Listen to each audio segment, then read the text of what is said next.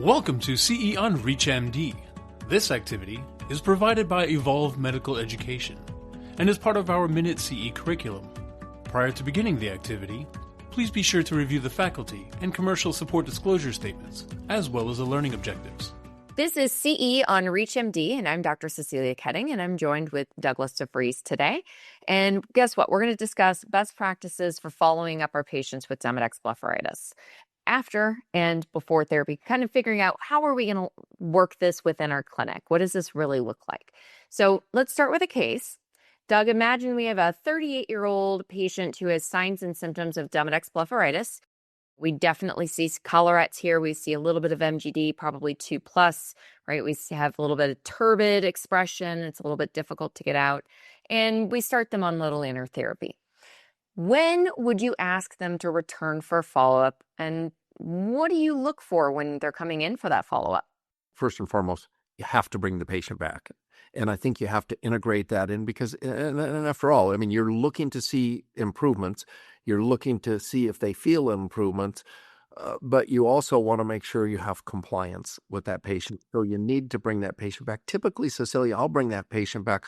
I'll give them a couple weeks to get the medication just in case there's any lag. So that means going through 6 weeks. I'm going 2 months, 8 to 10 weeks to bring that patient back. And when we tell them that, we also tell them the importance of doing that. And the importance of, and I think that when we set that up, the best clinical practices is really have your technicians educated. So you're not delivering all that they can follow up. And after I leave the room, they are going and saying, you have to complete this. You need to go through, you need to use that 6 weeks.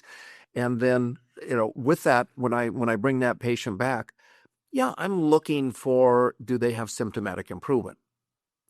That's one of the things I'm looking for, but I'm looking at the collarettes again. I'm making a note of how did I actually grade the collarettes on the lid as well as the irritation. So I'm looking to see if there's a meaningful reduction. Now, if that patient had corresponding MGD, I am pressing on those meibomian glands and I'm looking for the quality and the quantity of the meibom. And I would echo that you don't want to watch them like water boiling, right? You're not going to bring them back in a week. They probably won't even have it. Sometimes we're lucky and they do, but it is realistic when we're having to go through prior auths or trying to make sure that somebody gets the medication covered. It might take a couple of weeks. And then we want to see them back not immediately after they've started it, because we're not going to really probably see much difference. So I'm that 6 to 8 week mark as well for following up with my patients. Yeah, and I think when we prescribe Lotilaner to those patients and we begin them on the treatment, telling them that you may feel better in a couple of weeks, but that doesn't mean they're all gone. Right. Got to keep with it. Because those eggs are still there. And patients really, when you talk about the eggs, they will cringe a little bit when you tell them, but it's also a little bit more buy-in to the treatment. Totally, 100%. And I think that reality and having that conversation, but bringing that patient back to really see and really from that first follow-up visit and say, hey, we're doing a great job. There's a meaningful reduction that I'm seeing here. But I just don't let them go all the way out to, months and months. I'm going to want to see them back again to just validate that they're doing okay. What do you do about retreatment? What do you have time that you absolutely do it? Or is it kind of a watch and see, like you're talking about bringing them back to see how they're doing? First, I'm going to make sure that there was compliance. And I'll say, how much of the bottle do you have left? Oh, yeah, I have almost the whole thing. Because patients will do intermittent treatment as well.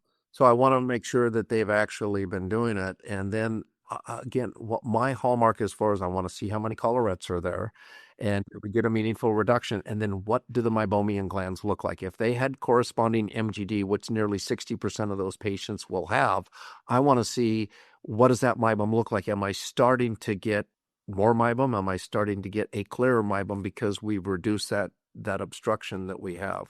So that all goes in, and it's interesting when you see a patient and you say, well, we have further to go on this. And then all of a sudden they admit to, well, I wasn't real regular. I really didn't. And I skipped a week here and I was traveling. And it really elicits that when you're bringing them back and you emphasize the importance of the complete treatment. And okay, we're going to have to get a little bit more active with this, Want to make sure that you're using it twice a day. Lastly, you add in adjunct treatment from the get-go, or do you slowly add it in as far as cleaning and maybe an IPL along with the Lotilaner?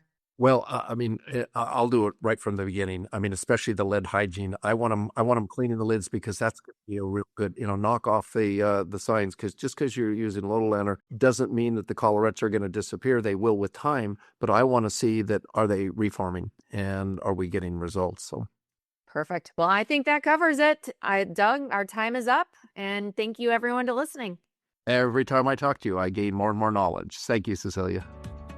You have been listening to CE on ReachMD. This activity is provided by Evolve Medical Education and is part of our Minute CE curriculum. To receive your free CE credit or to download this activity, go to reachmd.com/CME. Thank you for listening.